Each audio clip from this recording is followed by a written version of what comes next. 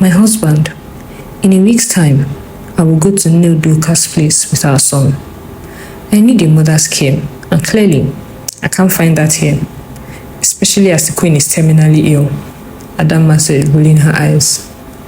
She then continued, when I have recovered, we will then relocate to another town, where we will be far away from any wicked distraction, as life cannot continue this way. I cannot bring up my son in this environment. So are you coming with us, or you want to remain in this village? Prince Chike was shocked at this announcement, but he knew Adamma was determined. He was torn between his terminally ill mother, according to the palace physician, and his wife and newborn son. Adamma, wait. What are you saying?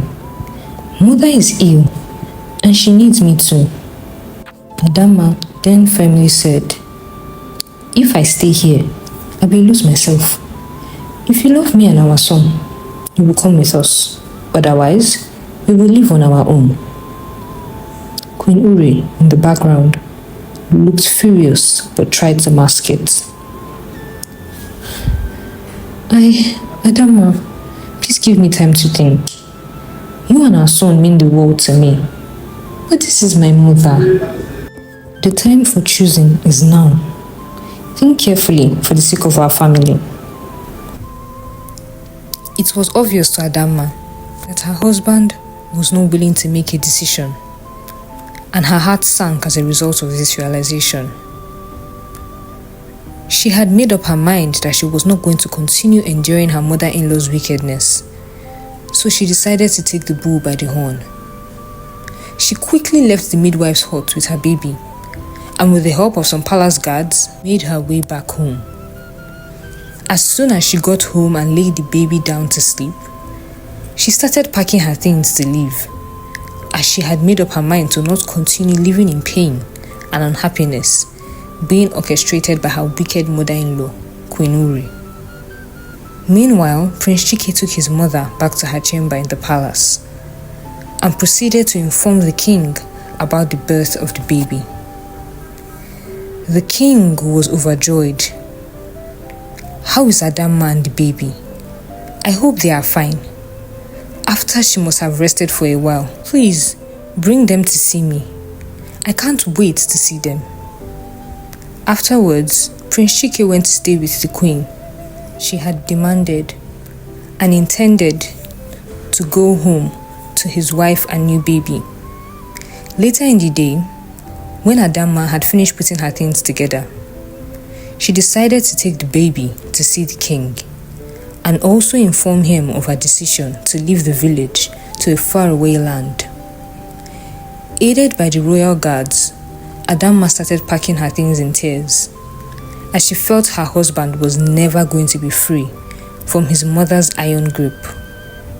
While packing, she remembered that she had to pay her father-in-law a visit to inform him of her decision, and also for him to see his grandchild before she left, since he actually treated her as his daughter, so she needed to reciprocate the gesture, and she decided to visit him the next morning.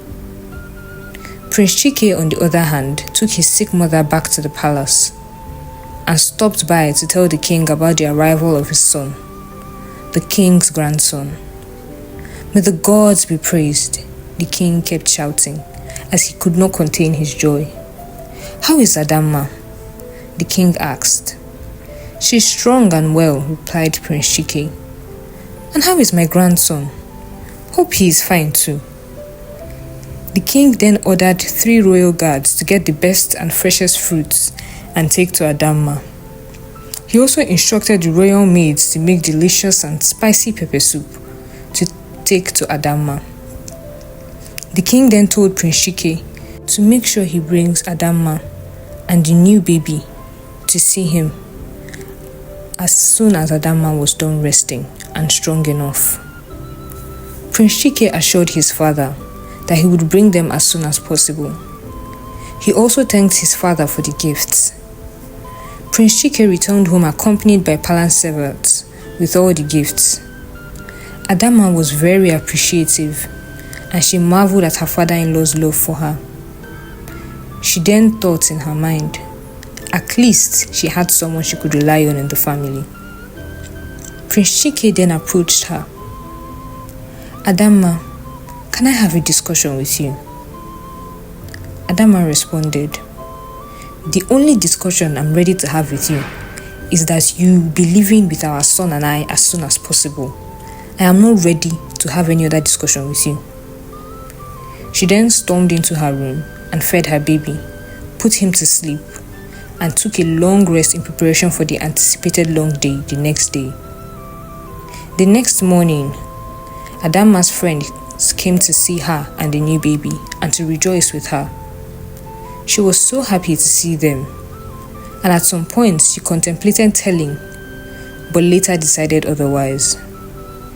Later in the evening when they left, she decided to take her baby to see the king. When they arrived at the palace, the king was surprised to see them. What are you people doing here so soon? You should still be resting by now. Adamma greeted the king and placed the baby on his laps. The king was so happy and started to cuddle the baby immediately. He then turned to say something to Adamma when he saw her crying bitterly. He was shocked seeing her crying, and he asked what the problem was. Adamma poured her heart out, telling the king about the cruel treatment she had been enduring in the hands of her mother-in-law. She mentioned the cruel words, constant belittling, and harsh treatment that has made her life unbearable. She also told the king how Prince Chike had always witnessed the harsh treatment being meted on her and had either kept his distance or supported his mother, Queen Ure. My king, Princess Adamma said, crying bitterly, Prince Chike is not married to me. He is married to his mother. My pregnancy period was the worst, as he watched his mother bully me throughout. I appreciate your kindness and love for me, and it is unfortunate we have to part this way. You have been more than a father, but I am tired of being a spectator in my own life, she said, sobbing. King Kanayo was stunned by this revelation. He thought his son had a good marriage. He never knew this was happening in the kingdom all this while. He tried consoling Princess Adamma, assuring her he would look into the issue and resolve it. Princess Adamma informed him that there was nothing to resolve, as Queen Ure was pretending to have a terminal illness, and so she needs Prince Chike around her all the time. This was just the queen's plot to snatch her husband from her. The palace physician was aiding her plot. King Kanayo shouted, So you mean Queen Ure could connive with the palace physician to fake her illness, just to hatch this evil plot? He never knew Queen Ure could be this wicked or capable of such evil and deceit. Though he knew she could be manipulative, but never associated such evil with her. He almost did not believe Princess Adamma, but he could not watch his daughter-in-law complain of such treatment and not at least investigate to see if it was true.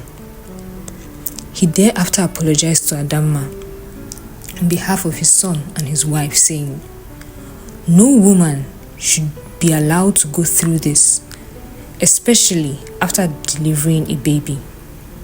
You should be basking in the joy of motherhood and resting now. He pleaded with Adamma to give him 3 days to get to the root of the matter and come up with a final solution, as such injustice cannot continue under his watch. If after this she still wants to live, he would not stop her from living.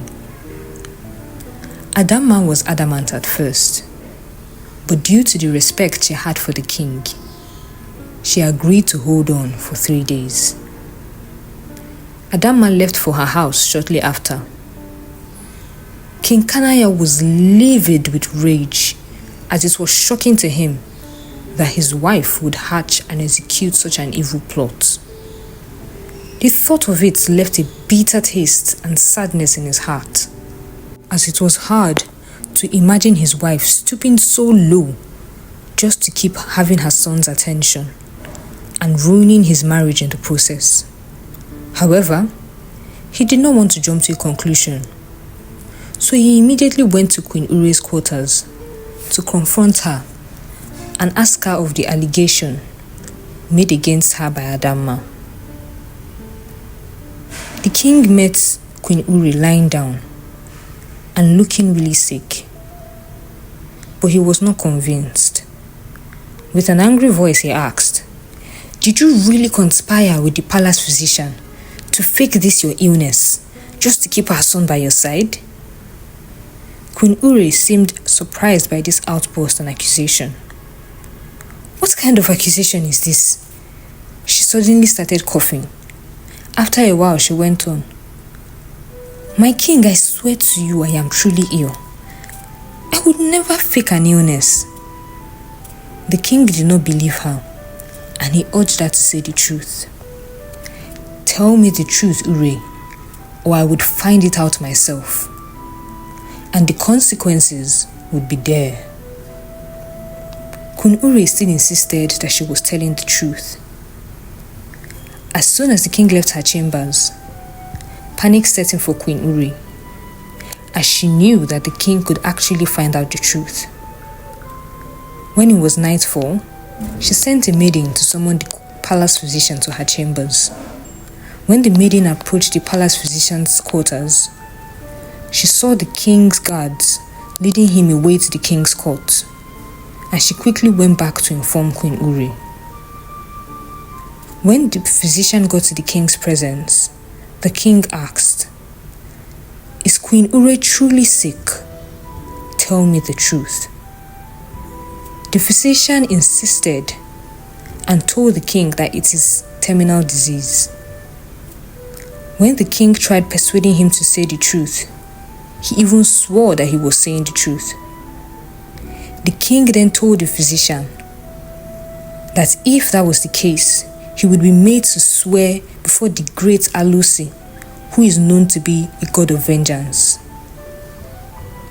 "How do you mean, my king? I don't understand," said the physician with a trembling voice. "What is there not to understand?" replied the king. "You only need to prove your innocence." It was obvious to the king that the palace physician was hiding something. Late in the night, the queen sneaked into the palace physician's quarters and demanded he told her all that transpired between him and the king. When he told her, the queen was shocked that the king could go that far, but she hid her shock from the physician. Tried assuring him that the king would never make him swear before the great Alusi. When the physician insisted that the king was serious about it, the queen resorted to threats and intimidation. She said, "You fool, why are you shaking like a little girl? The king would not dare go against what I tell him. He can never ask you to swear before the great Alusi." The next day, Prince Chike went to see his sick mother as usual, and he noticed she was really sad. When he asked her what the problem was, she responded, "Is it not your father? He wants to subject me to ridicule and shame by asking me and the palace physician to swear before the great Alusi. He got an information from a random source and decided to believe them over me." Mid-sentence, she started crying, and that was enough to sway Prince Chike, as he could not bear seeing her cry. He stormed out to confront his father, and this made Queen Ure elated, as that was what she envisaged. As soon as he entered the king's court, Prince Chike shouted, "How could you ask my mom and the physician to swear before the great Alusi? Don't you know how humiliating this would be? And with her terminal sickness, the shame will only make her passing faster." The king insisted that he needed to do it to be reassured that the queen and the palace physician were being honest. When Prince Chike got back to the palace, he informed his mother of his discussion with the king, but assured her that it was nothing. She should just swear to put the king to shame. This made the queen really scared, but she decided to hide it from her son. The next morning, he summoned the chief priest of the great Alusi to his palace and told him that the palace physician and Queen Ure needed to swear before the oracle to prove their innocence. He also summoned the physician and Queen Ure, but he gave them a last chance to come clean, after which they would have to swear before the oracle. The room was really tensed as the chief priest told them the implications of lying before the oracle. The physician was physically shaking, while Queen Ure had a stoic look on her face. Prince Chike, on the other hand, stood beside his mother, and he could not hide the anger and disappointment he felt for his father. The look on his face told it all. The chief priest then brought out the symbol of the oracle and asked the palace physician to kneel down before it to swear. Knowing the implications of swearing falsely against the oracle, the physician quickly ran towards the king instead. He knelt down and started crying and saying, "I will confess, my king. I will confess. The queen is not ill. We both connived to deceive you, my lord. Please have mercy on me and my family. I am very sorry for being a part of this plot. You are a kind king." On hearing the physician's confession, Queen Ure's facade crumbled as she just bowed her head, covering her face with both hands. The king, on the other hand, was disappointed that his own wife and the trusted physician could connive and trick him in such a manner. He was also relieved as he could get to the root of the matter and could prove that Adamma was actually right. Prince Chike did not know how to feel, as he had always held his mother in such high esteem. When he recovered slightly, Prince Chike said, "Mother, this cannot obviously be true. Say something to defend yourself." Queen Ure responded, "It's all your father's fault. He married 16 wives after me and abandoned me. Will you keep quiet, woman? Don't upset me further. What has my marrying other wives got to do with this? Have I ever shut my door against you? Or have I ever declined any request you bring to me?" reiterated the king.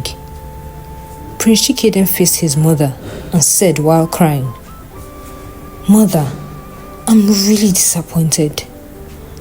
How could you?" The king quickly cut him short. "You were the disappointment here. How could you allow your mother manipulate you this way? When a man gets married, his wife and children take priority over every other person. You should still love your mother, but your wife and children should always come first." The king thanked the chief priest and dismissed him. On his way out, as soon as he opened the exit door, 5 of the king's wives just fell forward into the throne room. They had been eavesdropping all the while, and did not hear the chief priest walking towards the door. The king hid a smile and ordered them out, saying that they all got hurt, so there was no further need for a punishment. After a short while, King Kanayo came back into the throne room to conclude the matter. He then stripped the palace physician of his role and asked the guards to escort him to his chambers to get his personal possessions and vacate the palace immediately. He thereafter asked them to get his daughter-in-law, Princess Adamma. All through when all the events were going on, Queen Ure kept weeping profusely. She begged Prince Chike for forgiveness. "My darling son, you are all I have. Please forgive me." Prince Chike then responded, "Your scheming is despicable, mother. Just pray Adamma forgives me and agrees to stay on with me. Otherwise, me forgiving you would be the least of your problem." The king said this without being able to look his mother in the face, as he was also crying. Princess Adamma came in shortly, cradling her baby in her arms. She noticed that her husband and mother-in-law had puffy eyes, like they had been crying, while the king had an angry look and a look of disappointment. But as soon as the king saw Adamma, he smiled and requested to carry his grandchild. He then addressed her. "Adamma, my daughter, I called you to apologize on behalf of myself and my family. I am deeply sorry for the treatment you got." The king then addressed the queen. "Urenna, don't you know you have to apologize to Adamma immediately? Or do I need to remind you to do the needful?" Queen Ure approached Adamma tearfully. "My princess, I am truly sorry for the events that played out. I was too scared to lose my son to you, and I let my fears becloud my judgment. Please forgive me and forgive my son too. I misled him and made him believe that I was very sick and needed him all the time. I release him to you fully now, my daughter." Adamma was taken aback by Queen Ure's apology and found it difficult to forgive her. "You apologized to me before the wedding, only for you to destroy my wedding dress after, didn't you?" Adamma asked her. "Yes, I did, and I'm so sorry for that." King Kanayo and Prince Chike screamed loudly when they heard the queen admit to being the culprit that destroyed the wedding gown. "Mother, so you did that, and you enjoyed watching me defend you foolishly?" Prince Chike screamed at his mother. "I did it because I love you. I was not ready to share your love with another woman. I wanted you all for myself, but I have not realized the foolery in this. Please forgive Chike." Queen Ure cried. "But you are wrong, my queen. I never intended to take Prince Chike away from you. You hold a special place in his heart, and I can never take that place. Just like you can never take his wife's place," Adamma responded. "You are very wise, Adamma. May you live long," King Kanayo said. Prince Chike then stepped forward towards Adamma. "My love, I'm very sorry for not being there when you needed me the most. I should have believed you when you complained about my mother's mistreatment, and should have been there for you all through the pregnancy period. I can't imagine all you've been through, all because of my not being observant and my negligence. I am deeply sorry, and I promise to do whatever you want to right the wrong done." Adamma was touched by Chike's heartfelt apology, and tears welled up in her eyes. She reached out and held his hands.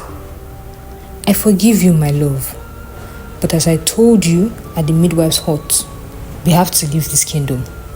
You can no longer stay here. Also, we must thank the king for his intervention. If not, our son and I would have left by now." Prince Chike bowed before his father to thank him. Adamma also knelt to thank the king. The king then asked Adamma to hug the queen. Though she hesitated a bit, but she hugged the queen and then placed her baby on the queen's arms. The next day, Chike and Adamma packed their personal belongings and moved to a faraway kingdom. They had their king's blessings. After over a year, Princess Adamma realized that she was pregnant. This time, Prince Chike treated her very well. In the course of her pregnancy, the queen came to visit them, and though Adamma was hesitant initially, but she soon realized that the queen meant no harm, as she was very kind and Adamma loosened up. In due time, Adamma gave birth to twins, a boy and a girl. Then they decided to return to the kingdom to present the new twin babies to the king. The king held a big feast and invited everyone in the kingdom as he was overjoyed that they had come back to the kingdom. The king held the twin babies in his arms and was overwhelmed with joy. He was grateful that they had forgiven the past and returned to the kingdom. He could see the love and closeness between his son and daughter-in-law. He also observed the way Adamma related with Queen Ure and concluded that all was well within his family. He knew his son was in luck to have been married to a beautiful and intelligent girl like Adamma, and she had given him 3 grandchildren. The king could not have been happier, and he was very grateful to his ancestors. Thank you very much for listening. Please share your thoughts in the comment section. Don't forget to like, share, and subscribe.